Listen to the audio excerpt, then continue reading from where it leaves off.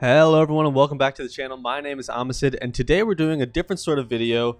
I had this idea the other day and I thought it would be something kind of interesting to put into reality, is how to make money in bossing or with bossing in Path of Exile. Now, a lot of people, there's 100 million ways to make money in this game and make currency and all that, but bossing to me is always one of the most fun. I really enjoy bossing personally, which is kind of ironic because this guy's not exactly a bossing character, but still, nonetheless, it can do bosses no problem, and there are plenty of ways to make money in bossing. So I'd like to jump into sort of the four bosses that I'm going to cover today in terms of how to make money and sort of what the price breakpoints are to make sense to actually run these bosses and run these methods. So without further ado, let's go ahead and jump right in.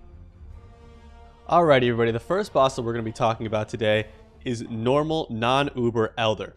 Now, the main drop you're going for off normal Elder is going to be Watcher's Eyes. Watcher's Eyes have, on average, a 25 to 35% drop chance without the Uncharted Area's passive talent. Now, the Uncharted Area's passive talent will give you plus 10% chance for the Elder to drop a Watcher's Eye. So, roughly, we can say at a minimum, maybe even, that a Watcher's Eye drop chance with that passive is going to be about 35%. So that's really the money maker. That's the strat here, is you're farming unID'd Watcher's Eyes. So an unID'd Watcher's Eye at the time of writing this sells for just about 2.2x, which is 220 chaos, and a set costs 60 chaos. So additionally, the Elder will also guaranteed drop a fragment that can be used for the Uber Elder fight, and those fragments sell for just about 18 chaos each, give or take. Now, the real money is in the unID'd Watcher's Eyes. You can choose to identify them if you want to, but the unID'd Watcher's Eyes are very stable because they sell for a constant price, whereas if you ID them, you might get a 30 chaos Watcher's Eye, you might get a 30x Watcher's Eye. It's up to you how you want to handle that, but for the sake of consistency and making money, unID'd Watcher's Eyes is the way to go. So, an average Watcher's Eyes, so if you have 10 sets, again, you can just change these numbers here, and I'll make this sheet available to everybody, so you can plug in the data you want to. The only thing that has to be changed are these cells highlighted in gray. But a Watcher's Eyes should drop at about a 35% drop chance, roughly, and that's about what I've seen when I've run these in bulk myself. So you should get, on an average of 10 sets, about 3.5 Watcher's Eyes. Obviously, you can't get 3.5, but you understand my point. So if you're running these in bulk, which you should be, because that is the most consistent way to make money doing bosses, is to run them in bulk. Because again, if you're relying on things that have a certain drop chance, if you run 1 or 2 sets, you're really setting yourself up for failure. You have to run these in bulk. So on average, let's say for 50 sets, you'll get 18 Watcher's Eyes, give or take. And on a total cost of 60 chaos per set, that's 3,000 chaos for the entire 50 sets. So roughly 30x. And you'll be poised to make just about 3850 in terms of amount of sets. So it's just, in terms of amount made by the eyes, and then 900 chaos made back from frags. So giving you a total profit of 1750 for those 50 sets. And again, how long it takes for you to kill the Elder will vary, but it takes me just about 2 minutes for an Elder. So that'll also change things. So if it takes you 5 minutes for an Elder, that's going to cut you down significantly. It takes you a minute for an Elder.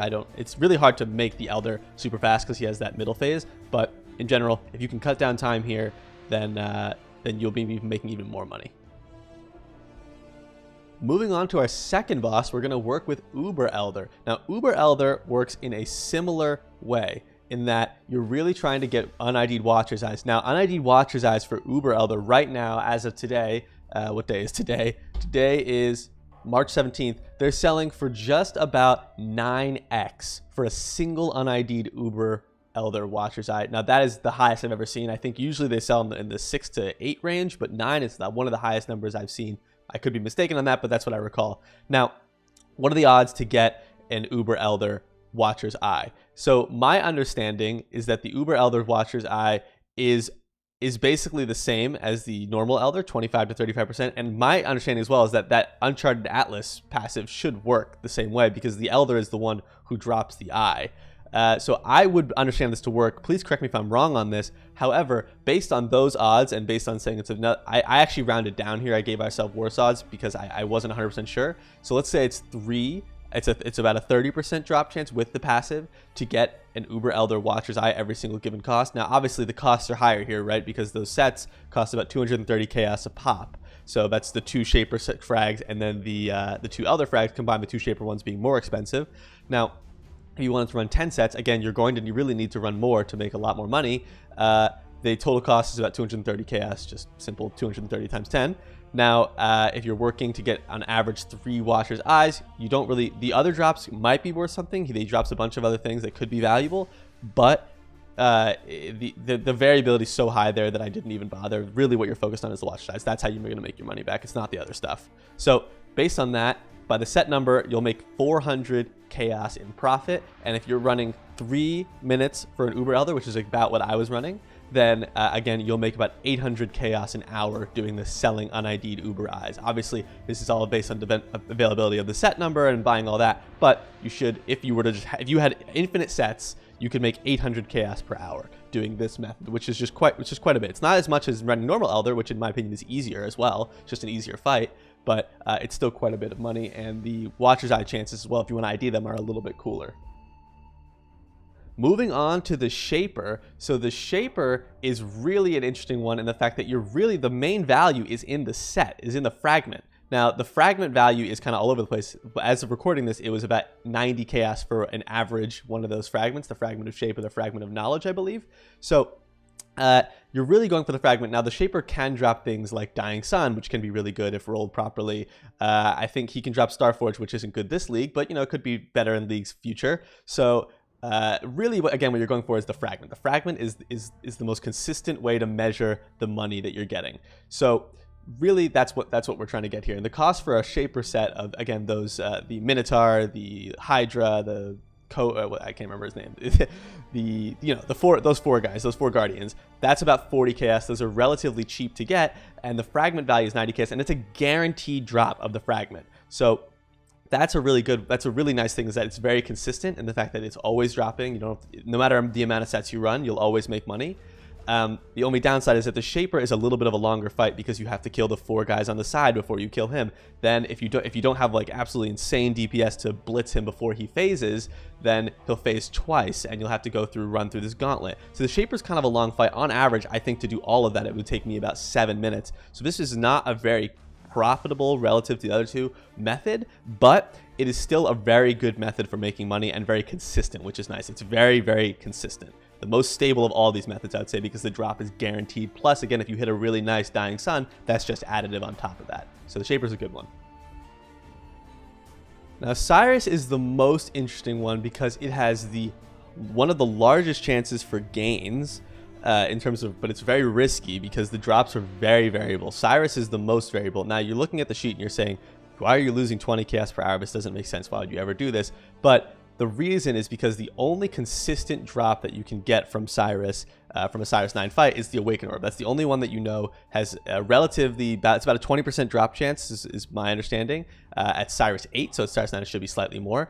But Sirus drops a whole host of items that could be worth a lot. For example, you get an Awakened Multi-Strike. You can get any of the Awakened Jewels are going to be worthwhile. Now, if you're looking at the Uncharted passives, you're going to want to spec into things like Adept Tracker. You're going to want to spec into things like Thaumaturgical Awakening, hopefully I pronounced that right, and Atlas Awaken as well for the +1 awakening level, and we'll get into those in just a second when I explain how to set up this experience. But in terms of pure profit, the Sirus fight is a little bit odd because really the only one you can consistently count on is an Awakener Orb at about a 1 in 5 chance. Now I'll walk through the timing for the Awakener, or how to build this up in just a second. We'll go through sort of the Atlas there and really the strategy, because as you can see it says 30 minutes, but I'll explain that in just a moment. So just accounting for the Awaken Orb, you're going to lose money, but because you're going to get so many other interesting things, gems, potentially a really good Thread of Hope or something like that, maybe you'll get an insane Hands of the High Templar. It's really, really variable. So this could be an absolutely insane run,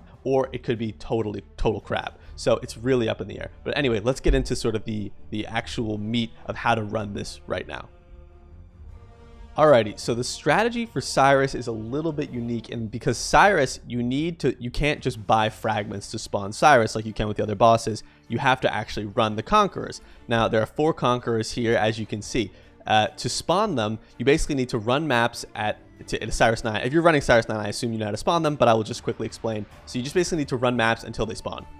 It's not that complicated, but the way that we're going to do this is very specific. The way that we're running to act, because we're not going for this is not a mapping guide, this is a bossing guide. So to fully understand how to get Sirus to spawn as quickly as possible, there's really one method that I've been using. So I know I touched on the Atlas passives a moment ago, but it's important to understand what they do and why they function with this. So the map that we're going to be consistently running is Mud Geyser. Where are you? Mud Geyser. So Mud Geyser is, in my experience, one of the quickest ways to get from the entrance of the instance to the boss. There are quicker ones, I'm sure, but Mud Geyser to me is very consistent. It's relatively easy. The map is straightforward. The layout is straightforward. It's simple. So Mud Geyser is what I choose. There's a whole host of other maps you can do this with, but Mud Geyser is what I do. So we'll get into the watchstones in a second, but so Adept Tracker is extremely important to speeding up the Sirus experience. So Adept Tracker reads 25% chance on completing a map influenced by a Conqueror of the Atlas to gain double progress towards locating the Citadel. So basically, when you're killing let's say you're running Mud Geyser, you spawn one of the Conquerors, and it gives you a little tick mark right up here saying, okay, this is how many more maps you have to do. Now, when you complete the map, so by killing the boss, and because the boss, to get from the entrance of the Mud Geyser map to the boss is maybe 20 seconds, you can basically force that to go much quicker. Now, before we get into the rest of the Atlas passives, the watchstones play into this. I couldn't find a whole lot of information on this, but essentially the watchstone mods that you're looking for are 4% chance on map influenced by a Conqueror of the Atlas to gain double progress towards locating the Citadel. My understanding is that this is additive on top of the Adept Tracker. Please correct me if I'm wrong, comments. You really want to get tier 1, but tier 1 is very expensive. So if you can't afford it, tier 2 works as well. So I rolled these all myself. The watchstones I think were 10 chaos each, and it maybe cost me 300 or 400 alts to roll all 4. So not that hard to get. So that'll give you, at the minimum, an additional 16% chance to double. And my understanding is that it should be additive. Again, please correct me if I'm wrong, and maybe this is a complete waste, but that is my understanding. Either way, you definitely want Adept Tracker. So Adept Tracker then leads into Thaumaturgical Awakening, which gives you a 50% increased drop chance for an Awakened support gem. Again, this is how you're going to make your money, because it's not consistent to make money just on Awakened orbs. You have to make them with the gems and other drops. So this is really important. And then obviously getting a +1 to Awakening level just increases Sirus's drop chance of better items. So you need this as well. So once you have all 3 of those, you can start blitzing through Mud Geysers. And I'll show you in just a second how long it takes for me to do a Mud Geyser clear. So again, the strategy here is really to have just as many white Mud Geyser maps as you can. You don't need to roll them. You're just throwing them in because you're just trying to spawn Conqueror influence. You're not going for loot. You're not going for quant. You're not going for any of that. So you enter the Mud Geyser map, and I look, and you're off. And I'm just timing myself here to understand exactly how quick I'm going. Now, obviously, when you spawn this Conqueror for the first time, it's a little bit cheap, right? I stopped there to pick up Reliquary Scarab, of course. That slows down my time. And honestly, stuff like that does matter, so kind of do as I say, done as I do. But we're just looking for the boss, and he usually spawns right on the edge of the map here. And that's less than 20 seconds for the map. And you're out. So that's really what you're aiming to do, is just do a quick in and out, in and out, in and out. I'm checking my Conquerors to make sure that they're moving up. But killing the boss automatically triggers the Conqueror to move. So it'll automatically trigger the next step. So normally you don't actually have to kill the boss to do it, but that is the quickest way to guarantee it. Otherwise you have to kill a certain number of mobs. And killing a certain number of mobs, frankly, is a little bit more picky and a little bit slower for sure. So killing the boss as quickly as you possibly can, and then getting out, throwing in the next white Mud Geyser map, or whatever map you choose to run this with that you maybe think is quicker, that's totally fine. That is the strategy. So that's really the summation. And then essentially you just run Sirus repeatedly and doing this method, and hope you hit some really awesome Awakened support gems in addition to some Awakened orbs. Now, for example, one time I hit a Spell Echo support along with an Awakened orb, which is that's about a 13x Sirus right there. And that'll make up for, a bunch of runs, because on average it'll take maybe between 60 and 90 chaos for a given Sirus run to buy the Mud Geyser maps or whatever map you choose. Again, Mud Geyser is also relatively cheap. That's why I chose it. So it's really, really straightforward in that sense. So anyway, that is it for Sirus. Alrighty, those are the main bosses I wanted to cover today. I decided to exclude things like Adziri, Uber Adziri, just because at least in 3.13, when this video is being recorded, they're not profitable to run. The drops are not very good, and Adziri's disfavor sells for 4 chaos. I think the gloves are maybe 5 or 10 chaos. They're really just not. It's not valuable to waste your time on that. So that is all for the bosses right now. Someone had mentioned asking if I could include builds, but because I kind of want this guide to stand as a guide for all time and not just 3.13, I will resort to other people who want to post builds. But anyway, so that is it for me. I hope you guys enjoyed this video. Please let me know in the comments if I missed anything, if I messed anything up. I'm sure it's possible. Again, in the description below, I will have a link to a Google Sheet that has a spreadsheet that all you have to do is just plug in the numbers that are highlighted in gray. Basically, it's just set cost, set number, and the value of the items, because obviously that's going to change. And that'll determine how much money you can expect to make per hour and per set.